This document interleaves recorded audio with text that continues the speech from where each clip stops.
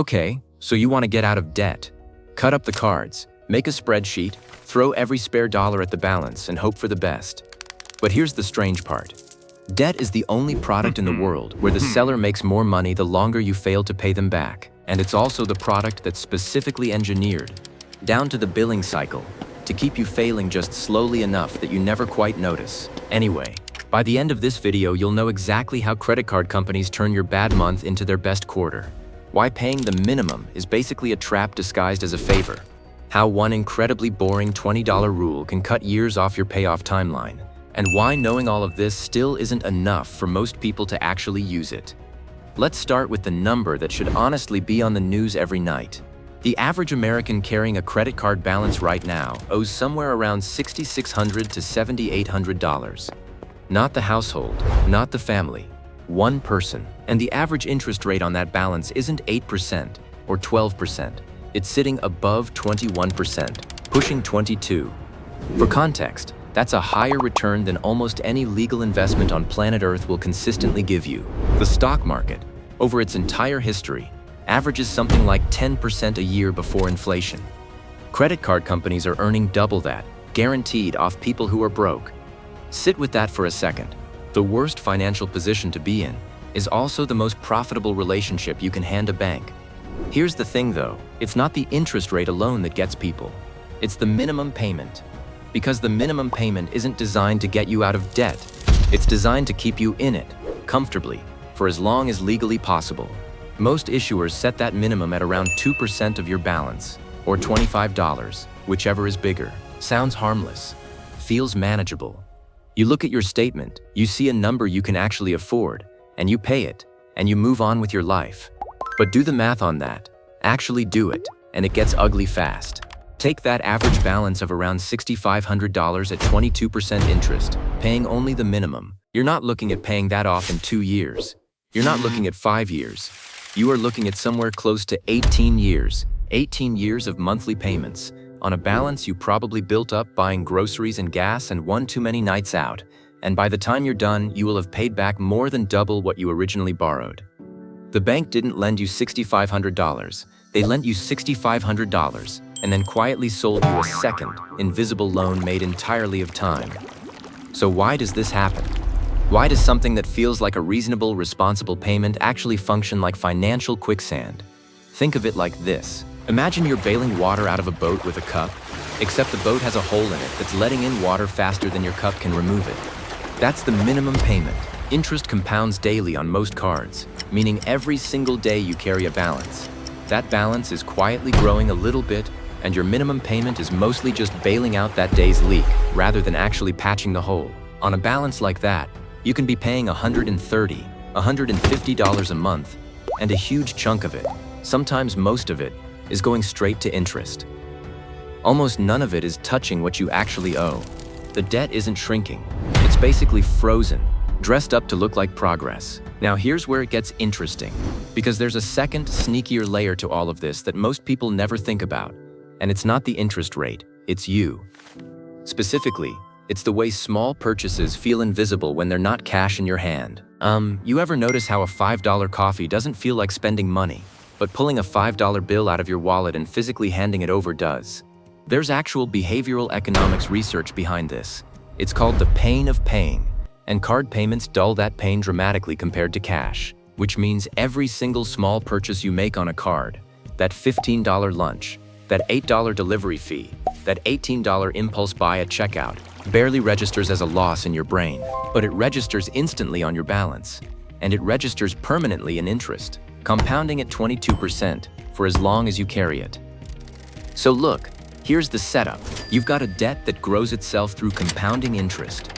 Minimum payments that are basically designed to keep that growth alive just slowly enough that you feel like you're doing something, and a brain that's wired to not even notice the small purchases that are quietly feeding the whole machine. That's the real economics of debt. It's not one big bad decision that gets people. It's 1,000 small invisible ones, running on a system that was built, on purpose, to profit from exactly that pattern. Okay, so now let's actually fix it. This is where the $20 rule comes in. And I want to be upfront, it is stupidly simple. That's kind of the point. Here's how it works. Every single time you're about to make a purchase under $20 that you don't actually need.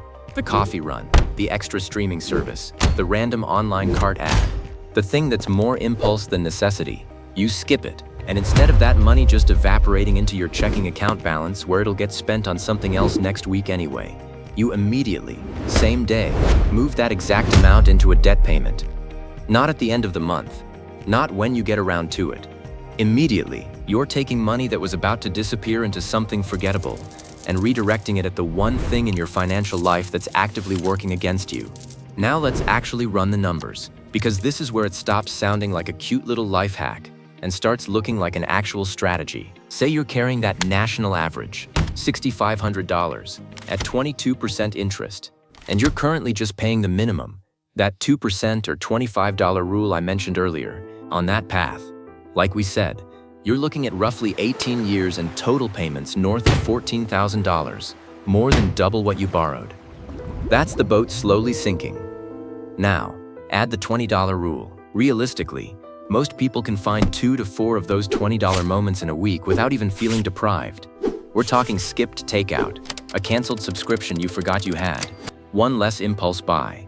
Let's be conservative and say that's an extra $60 a week redirected to your debt. That's roughly $260 a month, on top of whatever you were already paying.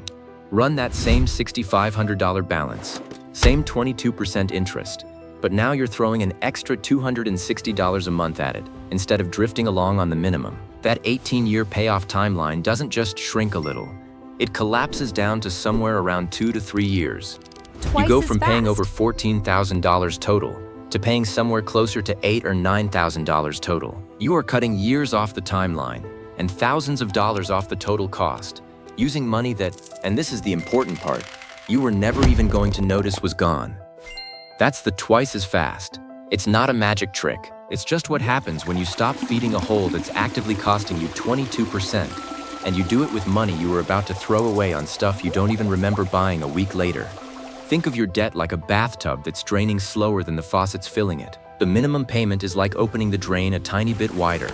Technically progress, but the faucet, that's your interest, is still running harder than the drain can handle.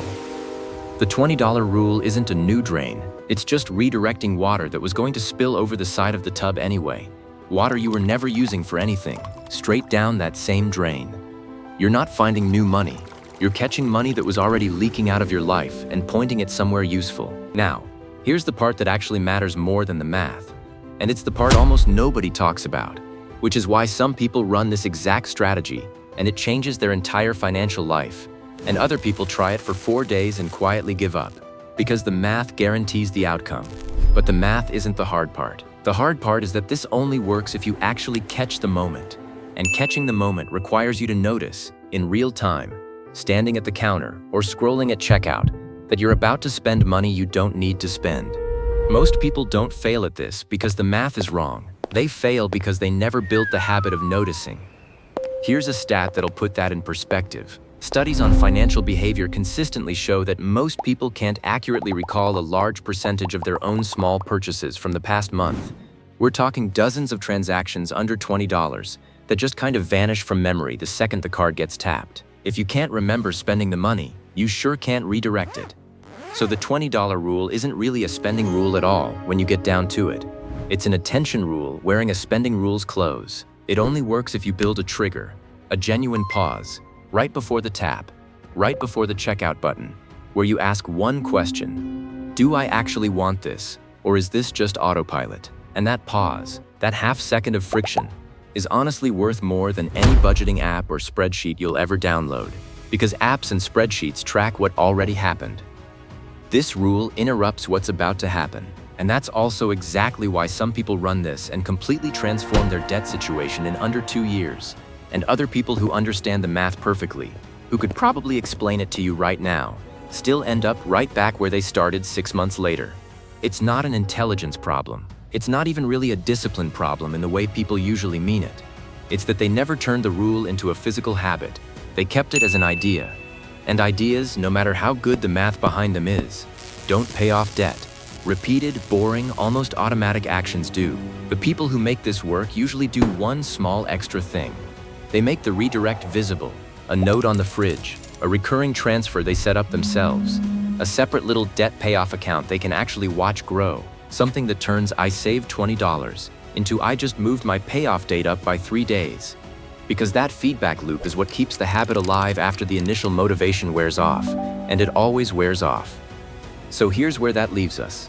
The reason debt feels so hard to escape isn't because you're bad with money. It's because the entire system, the interest rate, the minimum payment structure, even the psychology of how card payments dull the feeling of spending, all of it is quietly working in the same direction, and that direction is not yours.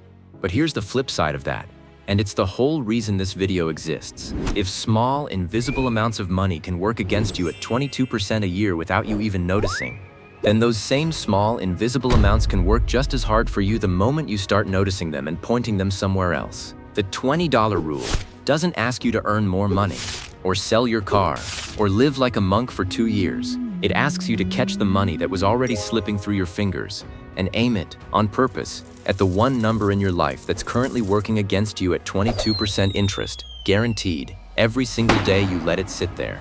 Do that consistently, and you're not just paying off debt twice as fast. You're taking back a system that was built to profit from you never paying attention, and you're using its own math against it. And that, more than any spreadsheet, is how you actually win.